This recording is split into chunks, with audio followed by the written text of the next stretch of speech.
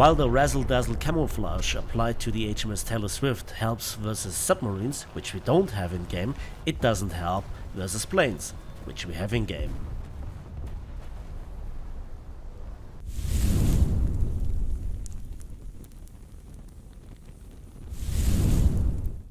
Hello there, and welcome back to War Thunder, and I really had to make that joke. It had a long way coming.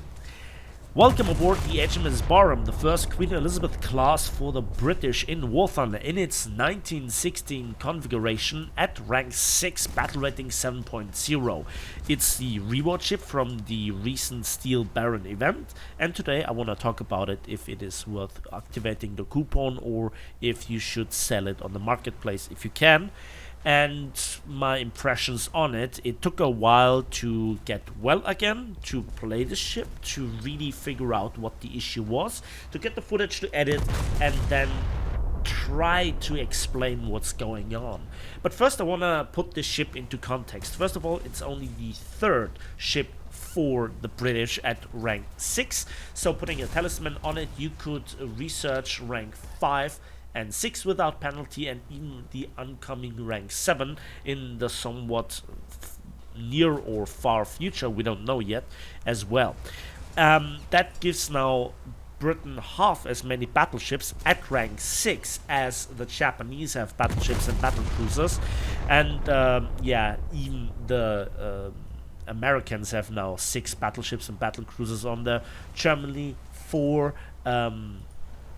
as I said, Great Britain now 3, 4 even for the Soviets. Italy has only 2, and France is very sad with also only 2, although they are being really mediocre.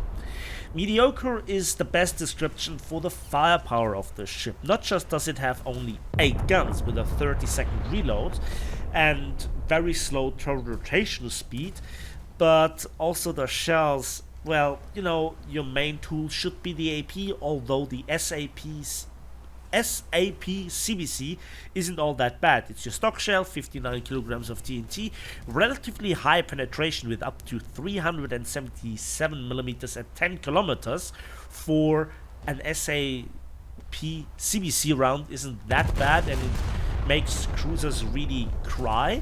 But what makes you cry sometimes, and sometimes the enemy, is the tier 1 upgrade, the 381mm Mark 1A APC.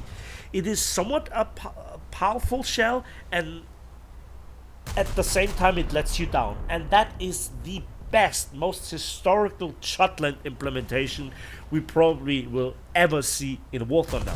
Historical background, a lot of the shells for the British had faulty fusers, and that let the German ships get away with not so great damage as could have been the case.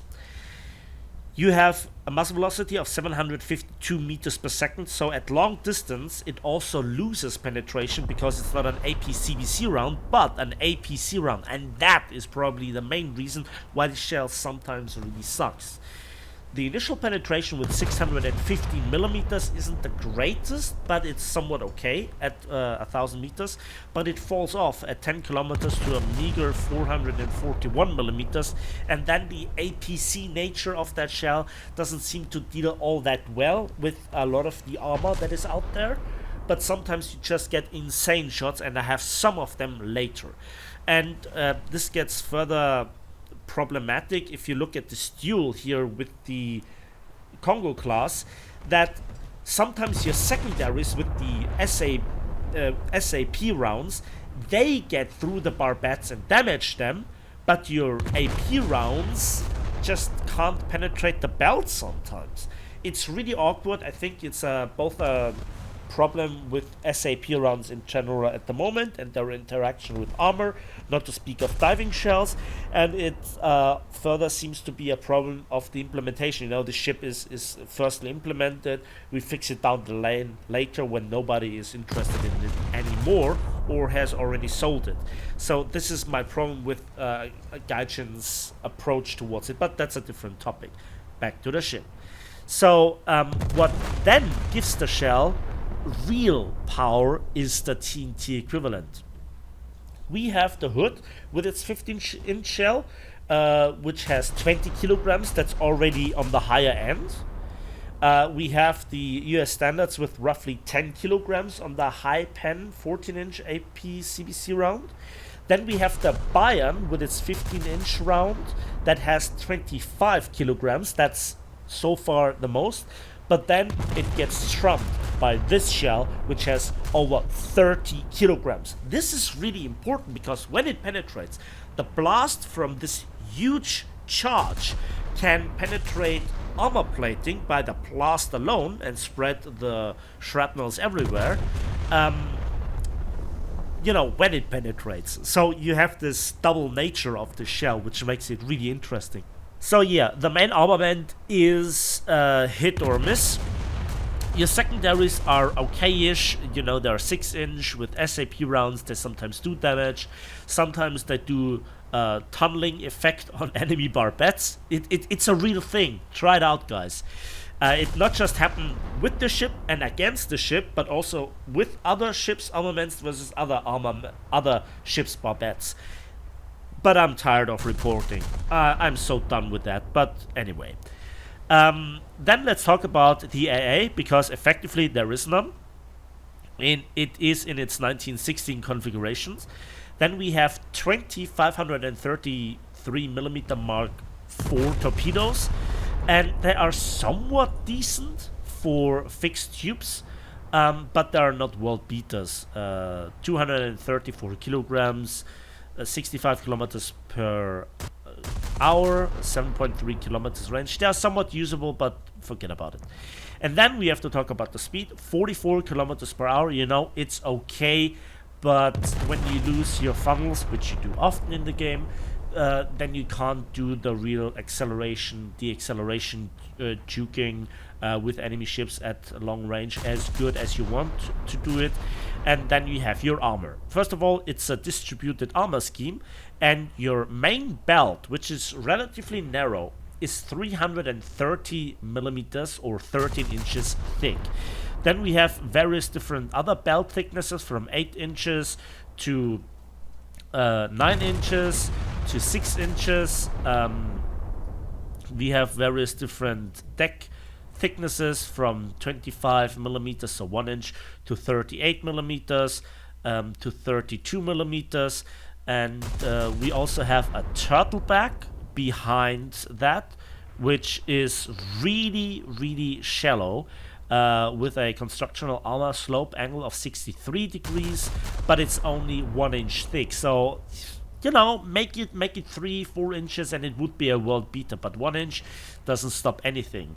The bulkheads are 6 inches thick, but they are curved, so if you angle, you still can easily catch a shell. And your barbettes, they are only 9 to at best 10 inches thick. Turret faces, on the other hand, are again 13 inches or 330 millimeters thick. So this ship will take a lot of damage, and it's further enhanced the issue of catching damage, because it seems like the crew is not dispersed properly. Again, seems to be an implementation issue. So this ship sometimes can rip apart enemy in spectacular fashion, and sometimes you just have those salvos that are just golden, right? And I present you here a couple of them, especially the first salvo versus this Kronstadt, which then saved itself at 4% buoyancy. I swear to you, this is deliberately implemented with those Kronstadts, but the follow-up salvo then should kind of end it. No, it didn't, so we have to follow up the follow-up salvo with another follow-up salvo. It just takes too long to take an enemy down. The ship is, with its shell density per salvo, not reliable enough. The reload, for example, in comparison to the insane Japanese 16.1 inch guns which have 24 seconds reload, yeah, that not just makes the American 14 inch gun armed ships cry with their 40-second reload. That was beautiful, by the way. You just lack the DPM. The issue is not as hard as with the HMS Renown, which sits a rank lower but shares the same battle rating, which is weird, and is yet another event ship. Uh, you know, the ship lives more from its class, but it's just not a Scharnhorst. It's not a Kronstadt. It's not an Alaska. It's none of those insane powerful ships. For example, like the that was beautiful. Uh, like the Amagi. This ship just is not a 7.0, but it's too powerful again for 6.7, and that shows you the compression even at high tier. The ship is not modern enough. So if anybody would put this ship at 6.7, nobody would really protest too much, even though it's a super dreadnought. But, it's so difficult to describe. I think there are many bugs in the game right now. I think especially the SAP penetration versus the Barbette makes the life hell for so many ships that should have adequate protection. And I'm trying my best here, but it's just not fun. So, salvos like these and battles like these kind of seem to make up for it. But if you think now that this is the plunging fire at long range, slow mass velocity, high impact angle, is the recipe for constant success.